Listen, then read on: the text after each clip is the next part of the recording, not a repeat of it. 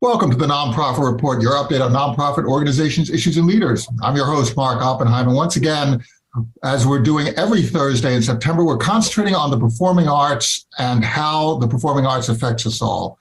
Today marks the beginning of Hispanic Heritage Month, so it feels particularly appropriate to be looking at how Hispanic and Latino cultures are explored and celebrated through the performing arts with our special guests. Rebecca Reed Medrano, co-founder and executive director of the GALA Hispanic Theater in Washington, D.C., and Rafael Sanchez, executive artistic director of Repertorio Español in New York City.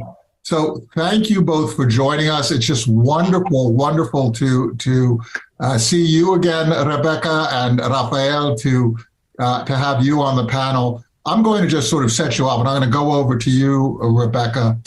More than 62 million people in America are of Latin and Hispanic descent. And in the last decade, Latin and Hispanic people account for over 51% of U.S. population growth. Spanish is the most spoken language in the country after English. And Hispanic and Latino performing arts encompass such a wide variety of disciplines, aesthetic approaches, dramatic structures, themes, and a huge diversity of cultures. So, Rebecca, you did a great show with us and helped to inform me about your work in Washington, D.C. And Rafael, you have just done some amazing work. Let's talk about what makes American Hispanic theater so special for audiences and artists, Rebecca. Mark, could you repeat? Sorry for interrupting. Could you repeat that question? You stumbled a bit in the end. Okay. What makes American Hispanic theater so special for audiences and artists, Rebecca? Thank you, Mark. It's a pleasure to be back here speaking with you. I think, in our founding mission, Grupo de Artistas Latinoamericanos, our mission was really to reveal the diversity of the Hispanic cultures. I think there's a great lack of knowledge. There's a tendency to stereotype Puerto Rican or Mexican. And really, Hispanic literature and history is not taught in the schools. And the voices of Hispanic creators, playwrights, artists is not often heard. It's very marginalized. And it continues to be so, even though, as you say, the United States is the second largest Spanish-speaking country outside of Mexico. So there certainly is a huge population that needs to stay connected to their roots, that appreciates the opportunities that GALA and Repertorio offer to go back to the classics or to reinvent, in today's, and to shine a light on voices like Nilo Cruz and all of the wonderful writers who are really the fabric of the artistic culture and the mosaic that American theater is, but that are often overlooked and not quite understood by the broad general non-Latino public. And it's that diversity, it's that difference of perspective. We are not talking about one thing. We're not talking about one people. It's just as in any country, you have these amazing different regions, different sensibilities, different ideas that come together. Rafael, talk a little bit about how you expose in Repertorio Español that tremendous range of different experiences that encompass Latino and Hispanic culture. Well, I thank you for having me. It's an honor for me to be here. I took over Repertorio 2 years ago after Robert Federico, the executive producer, retired.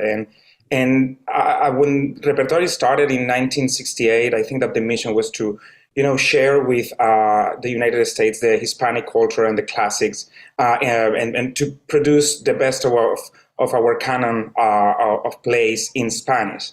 And I think that right now, talking about being Latino or being Hispanic, it's a term that is so wide that what we try to do with Repertorio is to have diversity among being Latinos.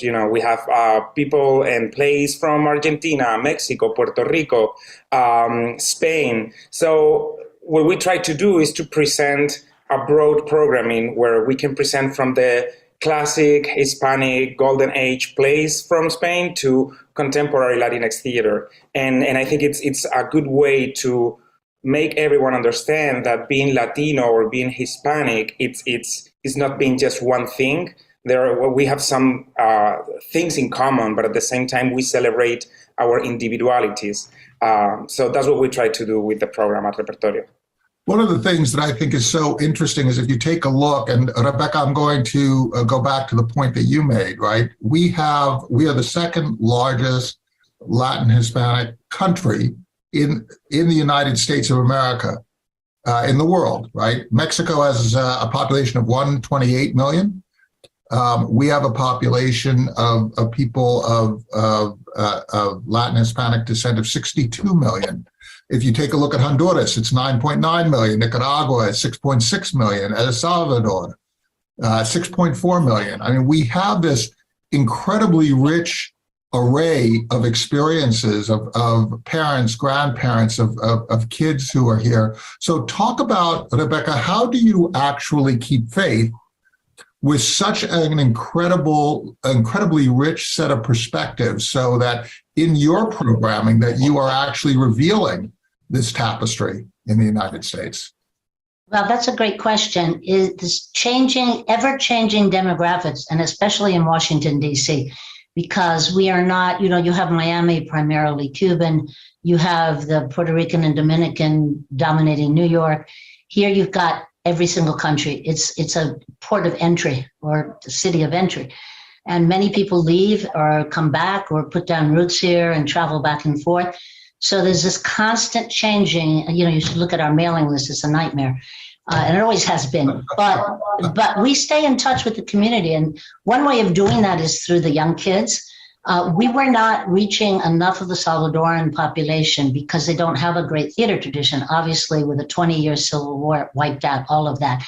Great visual arts, tradition, and we've done many art exhibits, but little theater. So what we did is commission plays for young kids, one called Volcanos, about this myth of the mad dogs that live in the volcanoes.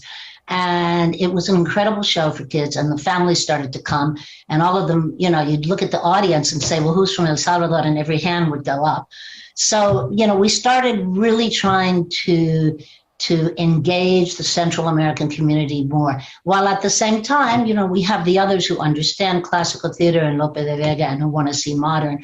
So you kind of always have to do a range of things, which is, as Rafael would know, a marketing nightmare, because you're not like one thing. Like Woolly Mammoth is, right, edgy. You are so many things. And each show at GALA is very, very different. But we do a lot of audience engagement. We have a year-round program called Paso Nuevo, Next Step. We now have about 60 kids who all of a sudden have turned to music. And, it turns out there's a great music tradition, more music tradition than theater in Central America. They're all Central Americans, Honduran, Guatemala. Now they are writing their plays. They just did a classical Argentine play called El Puente Vigorostizo that they love because it's a musical. They did it as a musical. About family tensions. So it's a question of just staying in touch, talking to the audience about what they want, and ever, changing the programming as we see the demographics change. And the separation of the arts is not as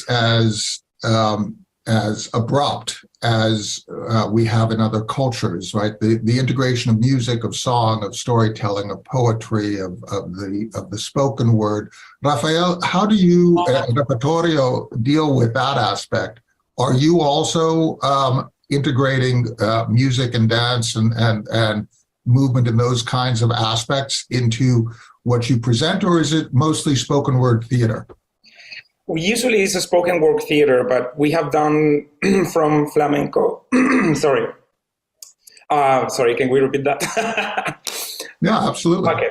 So basically it's a spoken theater, but we have done everything from flamenco, bringing flamenco from Spain, Latin American artists, concerts at Repertorio.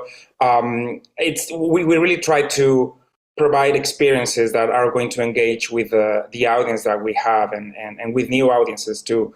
And is what Rebecca was saying, marketing all these productions at the same time with so much variety. It's a challenge, but when you get to know your community and when you get to see the people coming to Repertorio to celebrate their roots or who they are, it's easier to figure out what the next steps or the next productions we will produce.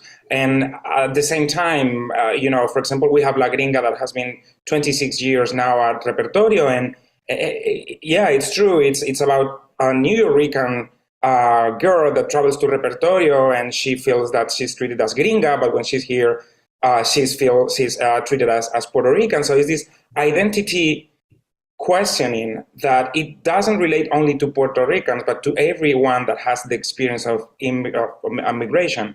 So, we try to find those universal topics that, people can relate with, no matter where they're from. Rafael, how do you deal with the blessing and the challenge of multilingualism? I'm bilingual. I speak German and English. And when you're in an audience that is bilingual, you have these wonderful, wonderful things that you can do, but there are also members of the audience who will speak primarily Spanish and some that will speak primarily English. So you don't want to exclude. How do you, in your scripts, ensure that your audience is coming with you, and in how you stage your performances so that you can encompass this whole broad range of different communication styles that are possible with your audience, but keep the drama going? So you're not kind of constantly translating what you just said, so that everybody gets included, right? Which kind of gets dull. How do you deal with that? I think that instead of a challenge, I think it's a beautiful way to understand who we are right now. In 1968, the mission of Repertorio started for, we wanted to do theater in Spanish, and now 2022, there are a huge amount of Latinx people that doesn't necessarily speak Spanish. And that doesn't mean they're not Latinos, right? So we have the translation system. We usually perform everything in Spanish. Some exceptions have happened in the past, but the main mission is to present in Spanish, and we have the subtitle system. So anyone can enjoy our shows. You don't need to be Latino or Hispanic to come to GALA or to Repertorio. We're part of the American landscape, theater landscape.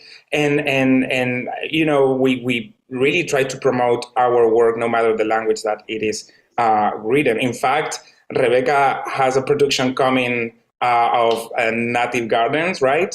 And I think that they will have that challenge about the language sooner than we, I guess, because it's an excellent play, and I'm sure they will do an amazing production.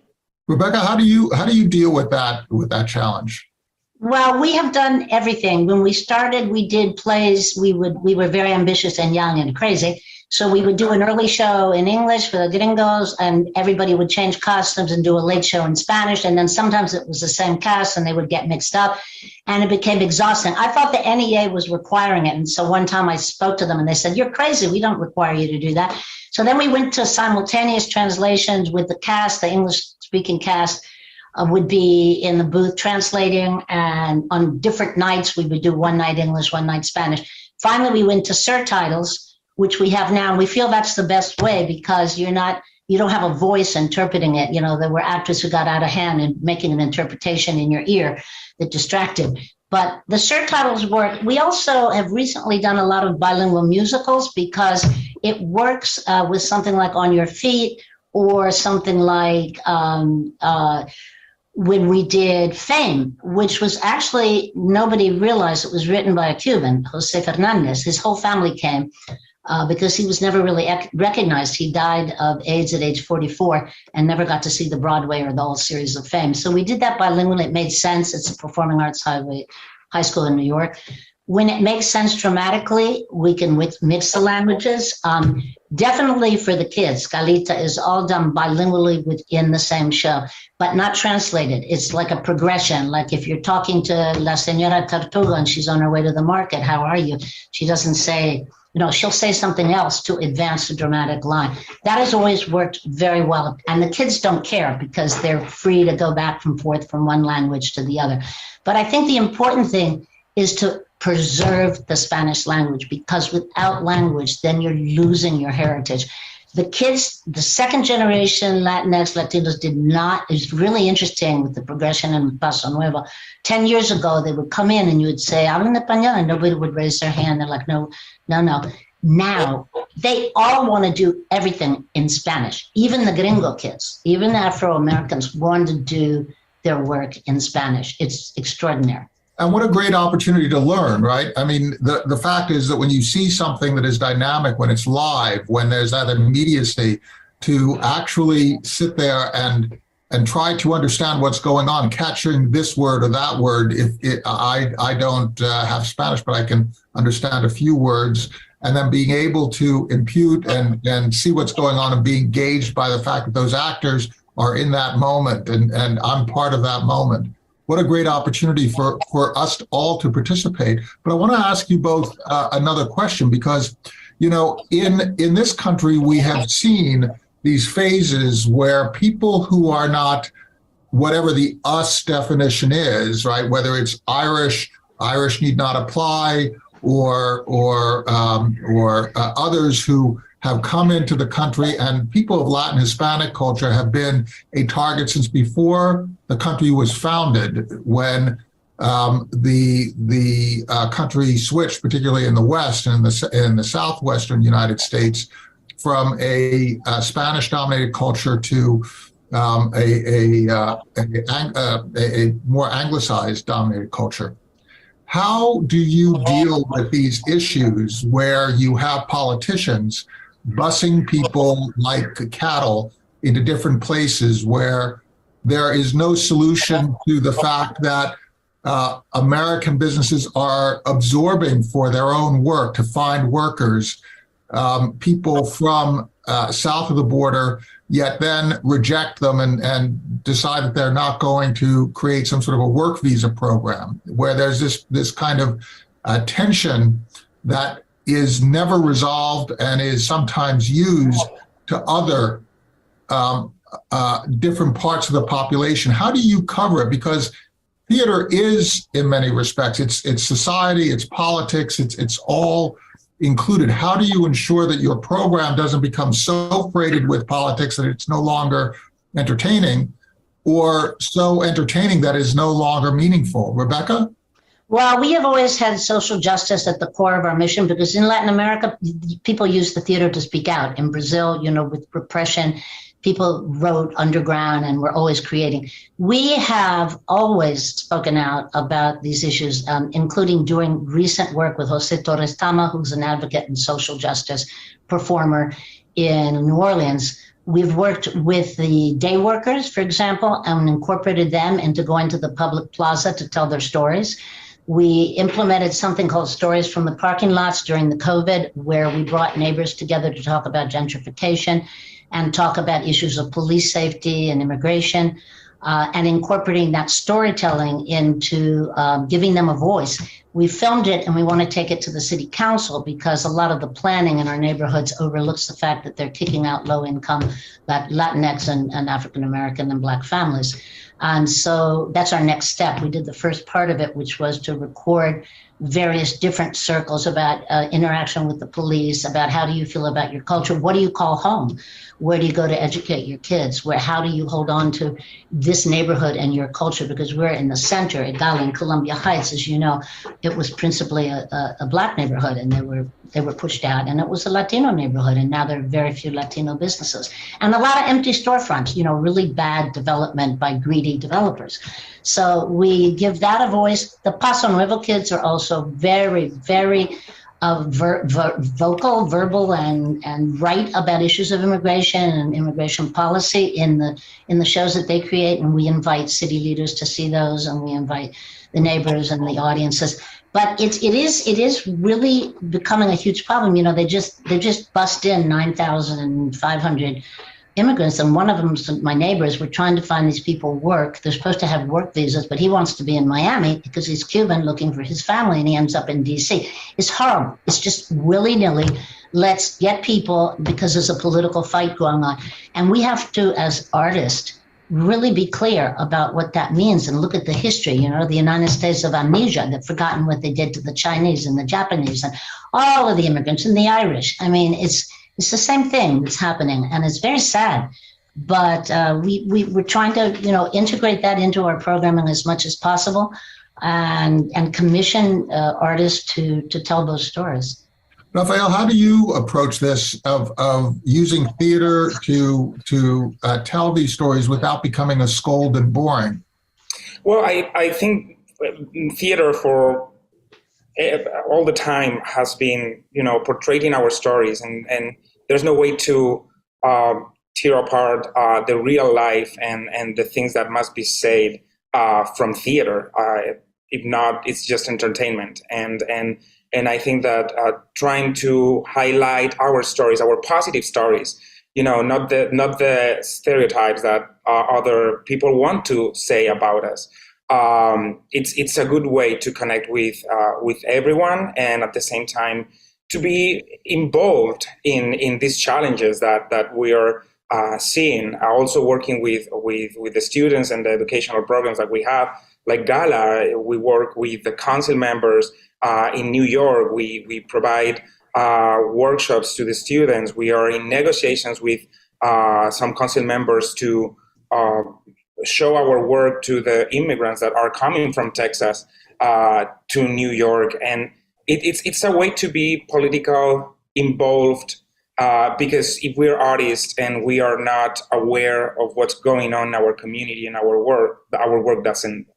It doesn't make sense. Your art is, and the art of your artists is emerging from their lived experience, from their realities, and realities are not neatly packaged, and it's not all sweetness and light. I mean, I think that is the purpose of theater, is to tell stories, tell real stories, whether it's from the Shakespearean perspectives, which were real issues that people confronted, all the way to today's circumstance. Talk a little bit, Rafael, about the integration of education and your different programs in your work, because you don't actually separate, again, into little neat buckets, the different aspects of your work. And then I'd like, Rebecca, if you could also describe, because education has always been a very strong aspect at GALA as well, but Rafael, talk about how you approach that. It's amazing because most people come to Repertorio, to the theater at 27th Street, and they are not aware of the educational work that Repertorio does. We don't separate one thing from the other. We have teaching artists working in basically every district in New York with the schools, after school programs. We bring the students at 11 a.m. performances with subsidized tickets. So it doesn't matter their income resources and where they come from. They can enjoy our work. And we also do a lot of tours. We have performed in every place you can imagine, from an office to a big theater in every borough of the city. And we are also now, after the pandemic, we transitioned some of our programs into online programming, and we are providing those experiences to students not only in New York but the rest of the country, which I think it's something positive that we ended up finding after the challenging times of the pandemic. And education allows for interactivity, right, Rebecca? I mean, instead of just being an audience sort of watching whatever is presented, education is much more interactive. It's a much more immersive experience that complements the onstage performance. Absolutely. And we do it just as Repertorio does. We have a student matinee program. They have more than we do, because they're in a tremendous school district. But every one of our main stage plays, no matter whether it is appropriate for high school people or not, I'm going to tell you this, we insist on offering it to schools. Sometimes the shows are toned down a little bit for the high schools, but normally we want these kids, they see much worse violence and stuff on the screens, right? But we bring them pre-pandemic about 9,000 high school students and elementary students would say. So we have the program for our main stage. Every one of those plays has about 6 matinees, school matinees. During the matinee program, there's an opportunity for talkbacks. So we have a facilitator. They meet the artists, they discuss the themes, and all of the schools receive a study guide before attending. So the study guide has context, a background on the author, what it means, relevance to today, reading list, all of those kinds of things. And we've noticed that this has enabled the teachers to incorporate some of this material into the actual curriculum so that they weren't reading Lorca, but they were reading Gabriel Garcia Marquez. And it enables the teachers to expand their curriculum. We also have the Galita Little Kids program is also student matinees during the week, and then on the weekends we open it to general audiences. But yes, it is really a part of educating the greater public as to the beauty of the language, the themes, the diversity. And it's necessary because you're reaching the next generation of theater goers. I must say, I'm going to go back to something you said before about, a little Spanish. I always want to cater to what I call the closet Spanish speakers because, at GALA, our motto is language is never a barrier, it's a bridge. And a lot of people are afraid to come because they think they won't understand it. So it is still a challenge.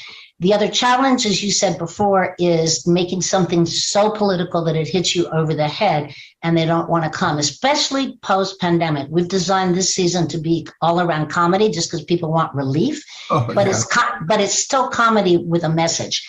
And like Rafael said, this Native Gardens is interesting because originally it's a gringo family and a border dispute between gringos and Latinos. Now they're going to be 2 Latino families. So it's interaction and fighting within Latinos in Spanish. We'll see how it goes. It'll be very interesting. Karen Zacharias is the playwright, and she's great. She's nationally known. It's one of those courageous choices that's so important. It's very easy to create separations between white America and Latino Hispanic America, but you can also take a look in every single community that we have in this country. We have interfamily issues. We have issues between people who are dark skinned and lighter skinned. We have people who are of more native heritage, or people who are from this country or that country are othered within our own communities. It happens in every single community. How do you deal with such complexity, again, without hitting people over the head, but also bringing people to an understanding that really the problem is within ourselves? It's not somebody else who has a problem. It's actually me. How do you deal with that, Rebecca? How do you deal with that, Rafael? Well, I think that we have to admit that we have done things wrong in the past. It doesn't matter if we're Latinos, if we're from any other, ethnicity, or being Latino is wide. You can be Afro-Latino, you can be white, you can be poor. It doesn't matter. The thing is that we have to recognize that reality, and we have to center stage everyone and the diversity that we are. So at Repertorio, that's part of the story as well, right? I mean, we have issues of religion, we have issues of politics, we have issues of perspective. I mean, that's part of the story as well, right? But I think that we have at least at Repertorio and GALA, we have the opportunity to produce different works in the same season, and that's something amazing because we can have something for everyone, and that diversity. I think it's easy to see it in our programming. We opened right before the pandemic, The Brief Wondrous Life of Oscar Wilde, and it's a story about Afro-Latinos, and it's made by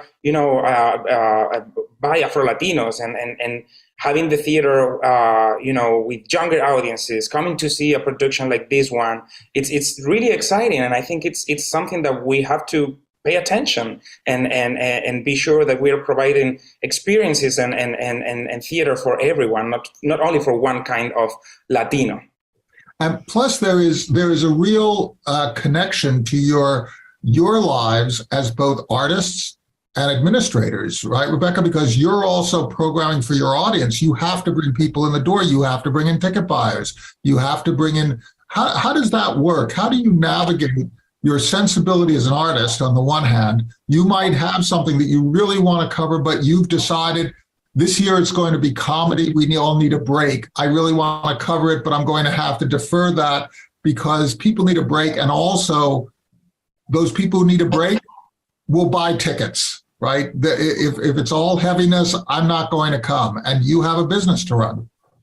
Yeah, and it is complex because, as you know, Hugo, my partner, was the founder and he's the artist, and he always wants to do exotic, wild things that I think nobody will come see. So, so it's amazing that we're still together 47 years later, because I'm like, Hugo, no one is going to come see this Argentine play that's about Bukowski, it's just not going to.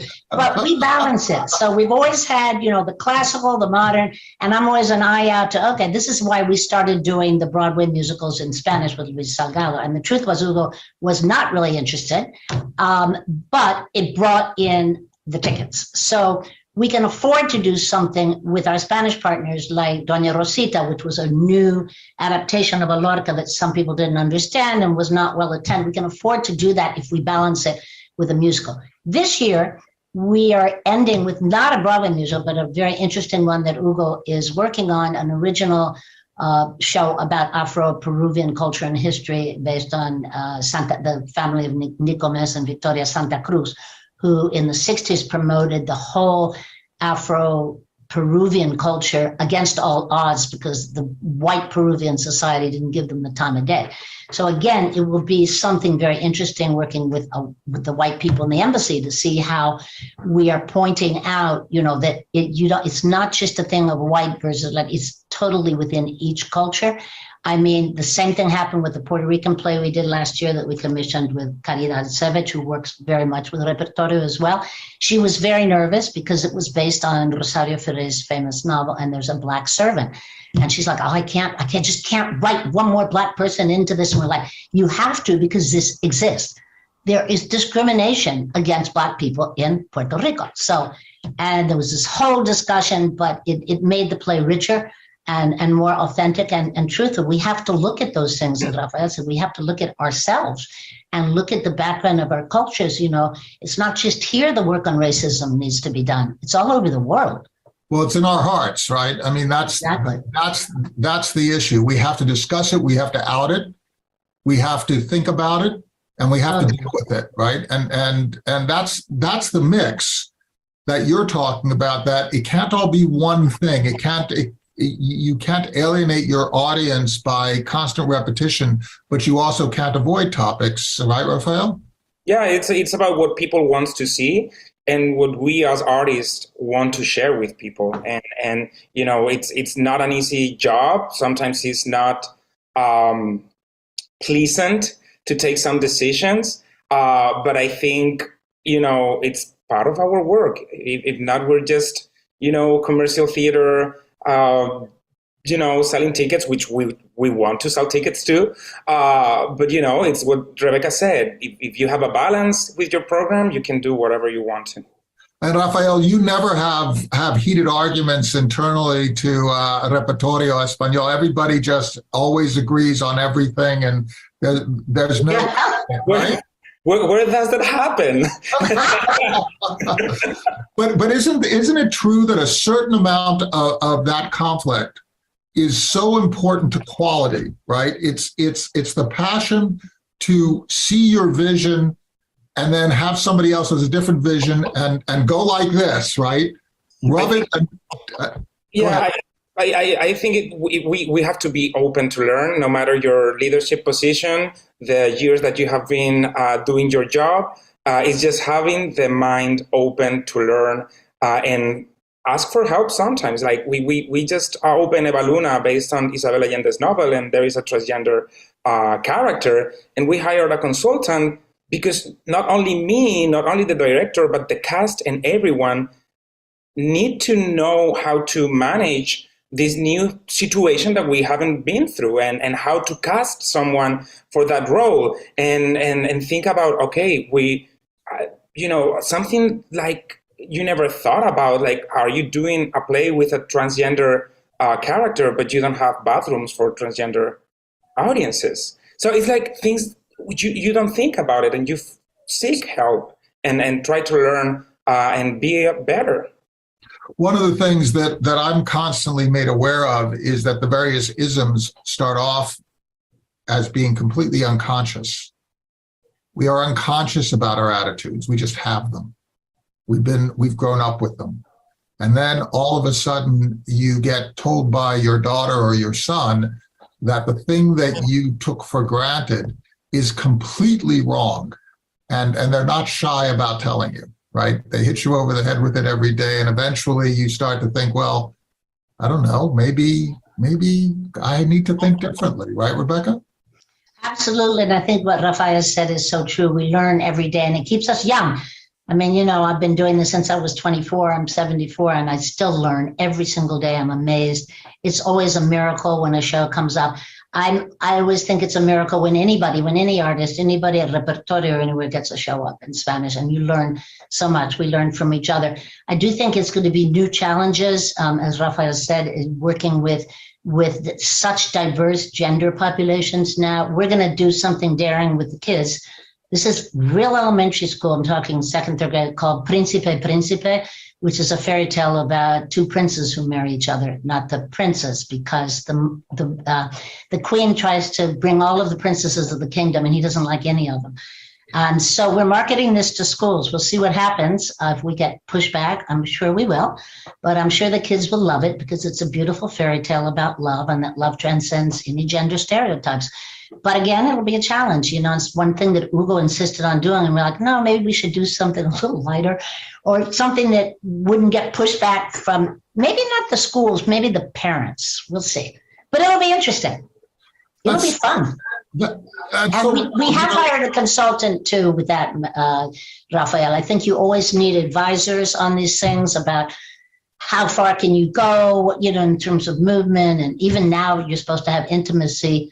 Mm-hmm. I don't know if you all do at Repertorio. We have resisted that up till now, but I know a lot of actors want to work with intimacy coaches. Right. So.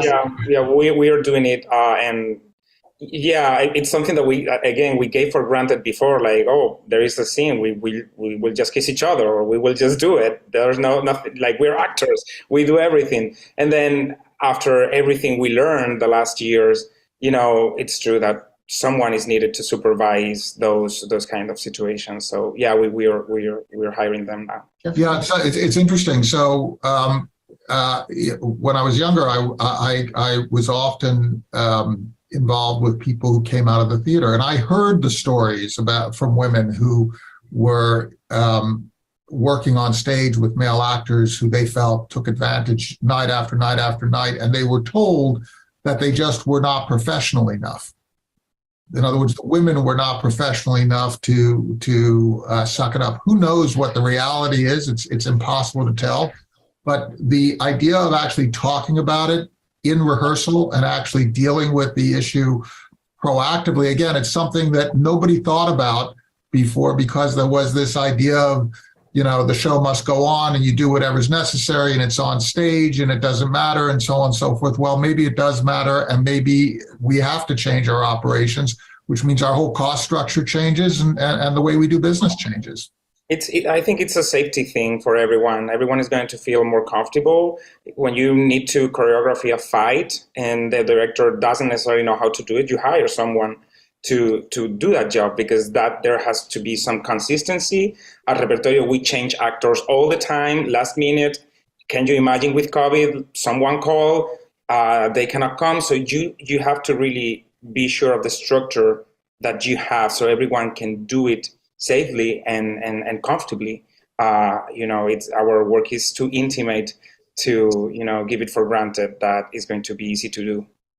So can I ask a question? I have a question for Rafael. Do you all have gender-specific dressing rooms? Because that's an issue that's new for us, because we've always had cast that didn't mind sharing a dressing room. We do have individual dressing rooms.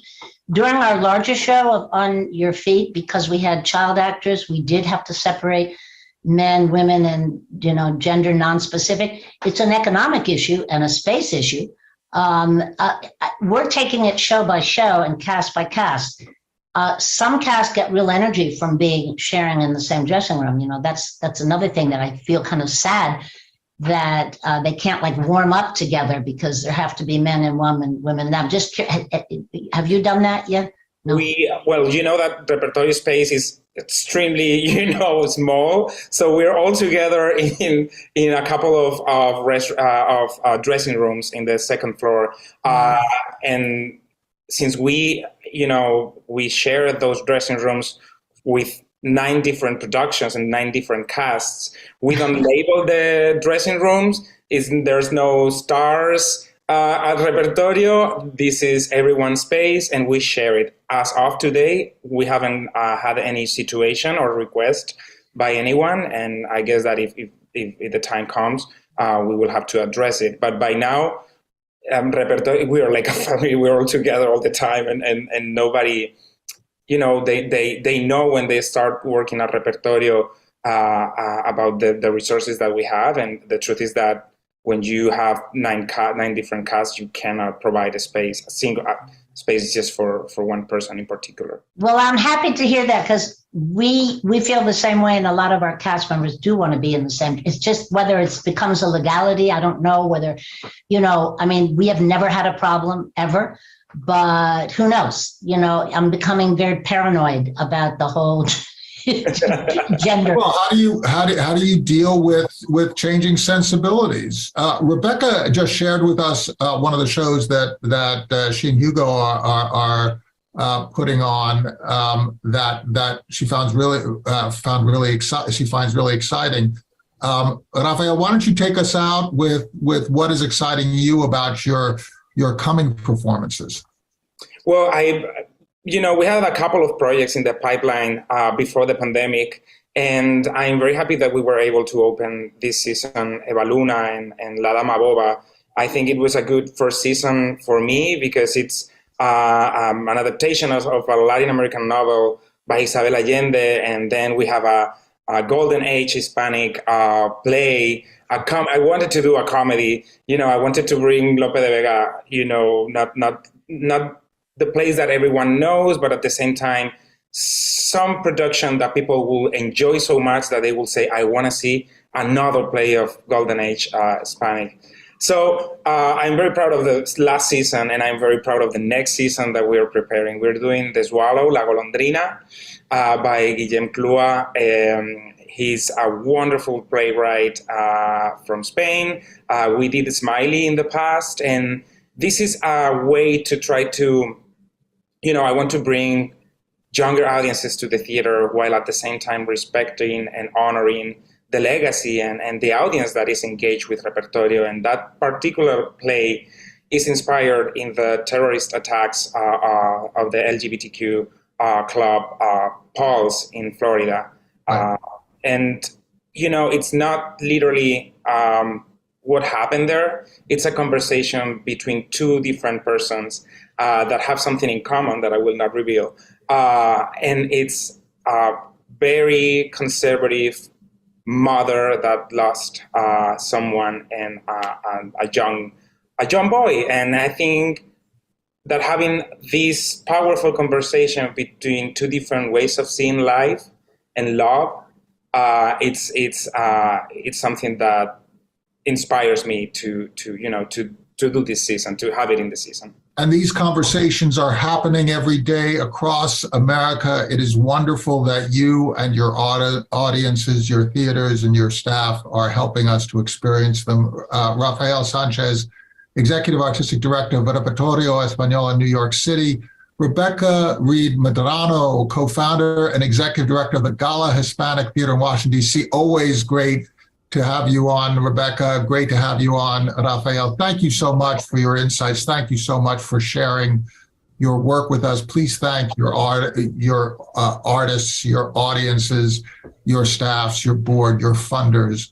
You are really helping us enjoy life and be informed by others. Thank you so much. And have Thank you, Mark. It's been a pleasure. Thank you. The pleasure is mine. I'm in your debt.